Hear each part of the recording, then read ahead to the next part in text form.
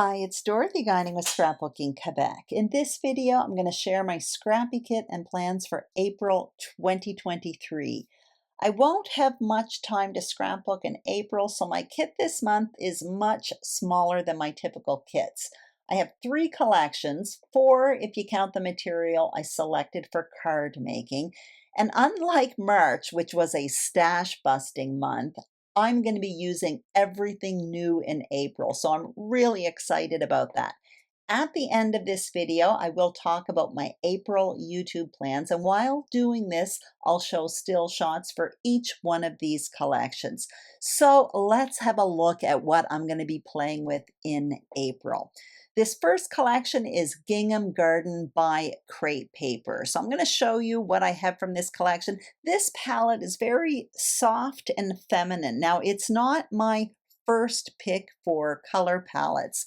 I typically prefer more richer nature tones. However, that being said, I do find this collection very, very pretty. So you may notice for some of the papers, I bought 2. For some, I even bought 3. And for others, I just bought 1. That's because I often rely on the B-sides of these papers for matting my photos and stuff like that. And you're going to see that in some of the other collections I'm going to show you as well. I've just learned over time that I'm better off buying extra paper for the B-sides and using that for matting my photos as opposed to searching through my cardstock for the perfect green, and it's never quite perfect. Anyway, I do that now and it just seems to work well for me. You may notice some of these papers I'm pointing out. That's because for those papers, I am buying it for the B-sides. I really like the yellow on that B-side, for example, and I don't find there's a lot of it in this collection, but it does exist in some of the printed papers. So for that reason, I know that yellow will be useful. I think my favorite one in that collection is that striped paper. I find it very, very pretty.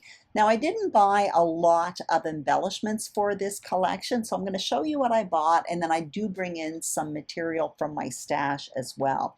I am showing you the alphas that go with this collection. They are foam alphas, and the foam is like this green color, which is really pretty, and the top is almost like a pale, I don't know if it's a wood grain, but it's a pale neutral. They are very pretty. Now I'm showing you these stickers, and that's because when I bought them, I thought I was buying cardstock stickers. Typically American Crafts, when they come out with these 6x12 stickers, they are cardstock stickers. But what I'm showing you here is this collection, they are clear stickers. So if you're somebody who doesn't like clear stickers, that is something to be aware of. I haven't used them yet. I'm sure they're fine, but I prefer cardstock stickers.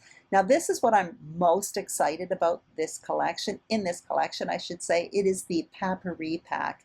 This is something new from American Crafts. It's the second one that I've purchased. I used the one from Print Shop, from Vicki Boutin's Print Shop collection. I'm showing you in this box. You can see I transferred it out of its original packaging and I put it in this mini iris container.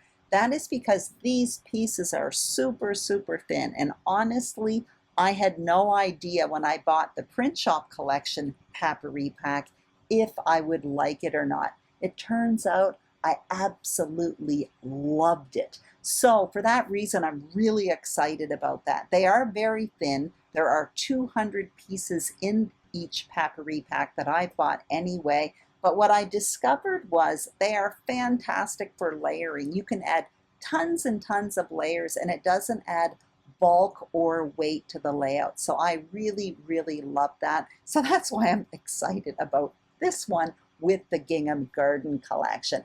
Also, some of these pieces, you can see there are bigger pieces, smaller pieces, and for some of them, they are actually adhesive. It's like a washi tape adhesive. So here's what else I'm throwing in the collection. I have little white doilies from Doodlebug Design. They're actually new to me, but I thought they lent well to this feminine soft color collection. I have alphas from a past Vicki Boutin collection. I have those peach colored alphas as well from Simple Stories. I'm not sure if they match or not when I look at them on the screen, but they're in my kit anyway.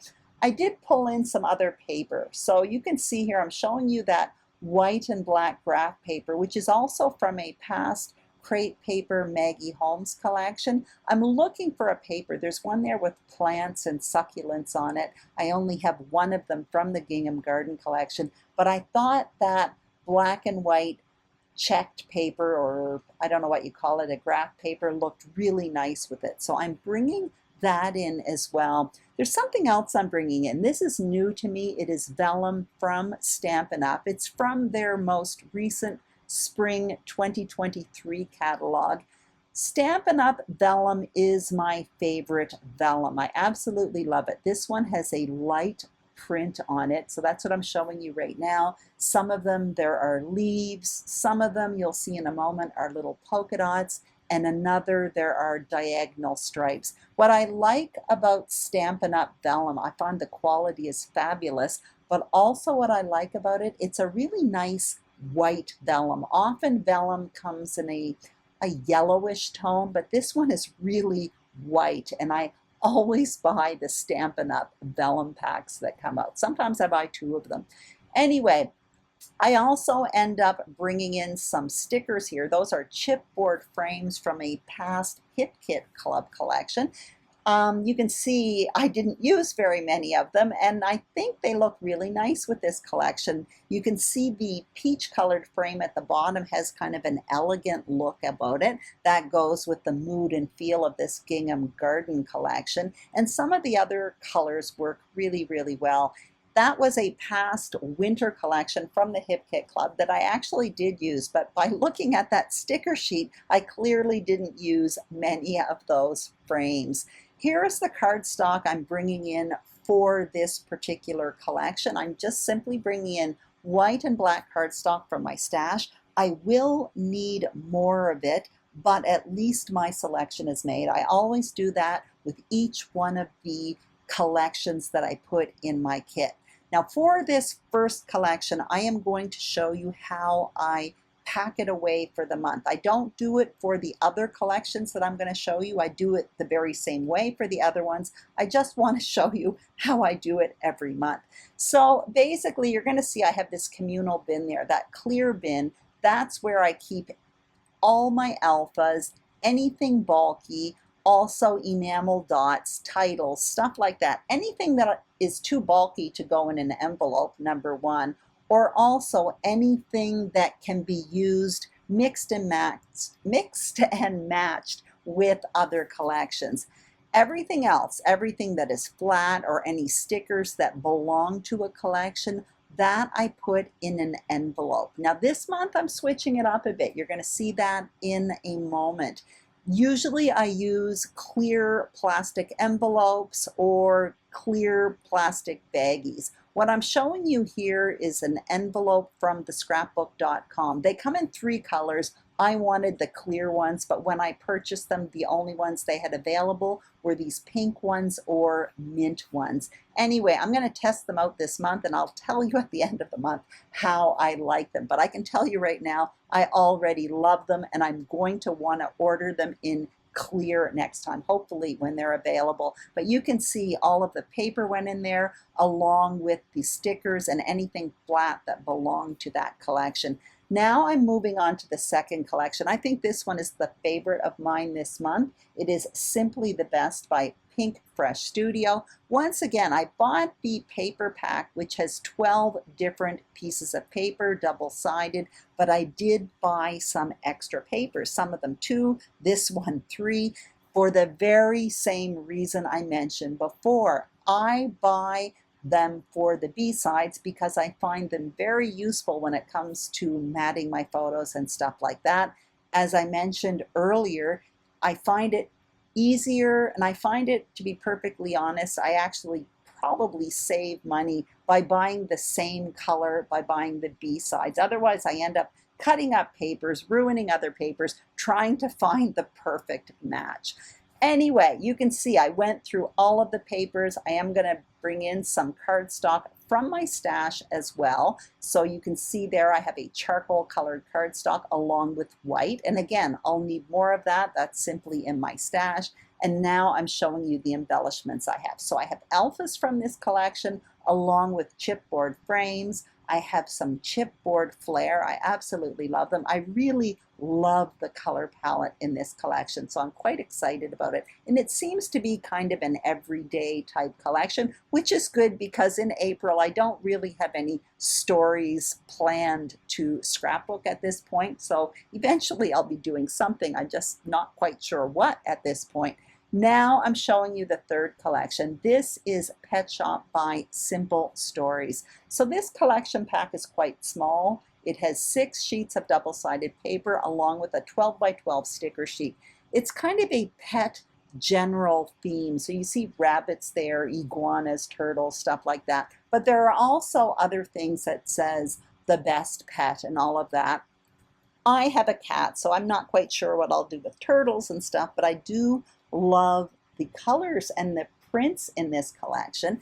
I'm showing you the prints that I like the best. Some of the cut apart sheets, again, with iguanas and turtles, I probably won't be able to use that. But this cut apart sheet, you know, I love my pet and you know, best pet ever, stuff like that. Those are ones I could definitely apply to my dear kitty Chester.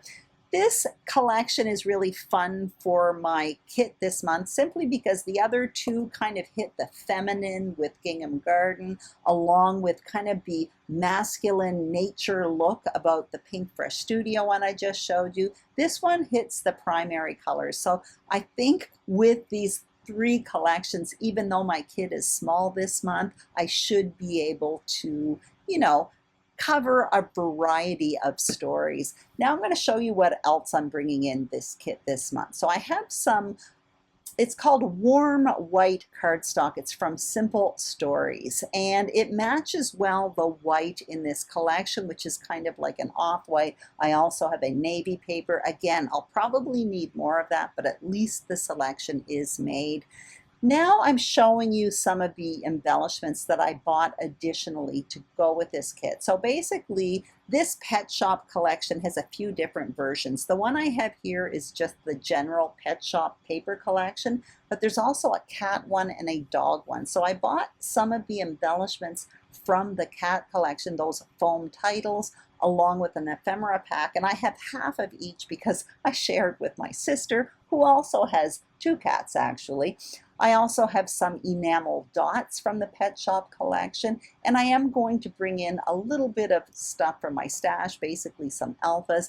I have these alphas. They are also warm white, and I must say those alphas from Simple Stories, the Color Vibe collection, I have them in all colors, but that warm white one, I never quite knew what to do with it because it never matched my whites. But finally, I found a paper that had that warm white in it. And when you do find the right one, it is perfect for it. Anyway, now I'm moving on to the 4th collection. And this is the one that I plan to make cards with. I just showed you a stamp and punch set. That is a new one from Stampin' Up! From their spring 2023 catalog that I haven't used yet. It's Easter themed with a bunny punch. So I thought Easter is in April. Maybe I will make some Easter cards. What I'm quickly showing you right now is a huge paper pack that I got for free from Stampin' Up! It was free with purchase. There are 48 papers in this pack, and it's not something I really like, to be perfectly honest, but I do see how it can be useful. There are multiples of each one of these papers, and I do think it would be perfect for making spring cards. And I have so much of it. If I make a mistake, I'm not going to be too worried about it. I also showed you a 6x6 paper pack up there as well. That as well is from Stampin' Up! And that was free with purchase a year ago, and I've never used it. But when I looked at it, I found that a lot of the colors went with this big 12 by 12 free paper pack that I got. So anyway, I'm putting that in my kit this month, thinking I may make a few cards. Also, what you see on the screen right now is I'm throwing in some Simple Pages templates. Those are from Simple Stories. I have a bunch of them in my stash, but I never use them. And since I don't have much time to scrapbook in April, I thought they may come in handy. So that's it. As always, I'm excited to be diving into some new material. Changing things up a bit each month really keeps me motivated. So there is where I store my monthly kits. It's in the top tier of that cart. It's one of three that are just behind my desk. And as you can see, it's pretty empty this month. Nevertheless, as I mentioned earlier, I think I hit all of the color palettes. Again, I don't know what I'm going to be scrapbooking in April, but I have, you know, some soft colors, some earth tones, and some rich colors, along with some fun primary colors. This month as well, I plan to do at least 2 process videos, maybe 3. I also plan to do a scrapbook live on YouTube with Lauren Hines, and her channel is called Scrapbook Some Joy. At this point, I'm not sure when it's going to be, possibly in late April. So if you want to catch that, because I've never done a YouTube live, I suggest you subscribe to her channel, and I will put a link to that below, because again, I have no idea when that's going to be. I think it may be in late April. Also this month, I will not have time to do Stretch the Sketch, but I do plan to return in May. So as always, if you enjoyed this video, I'd greatly appreciate a thumbs up. If you haven't subscribed, I would love it if you did. And if you are a subscriber, thank you very, very much. Have a wonderful day, and I will see you soon on YouTube. Bye-bye.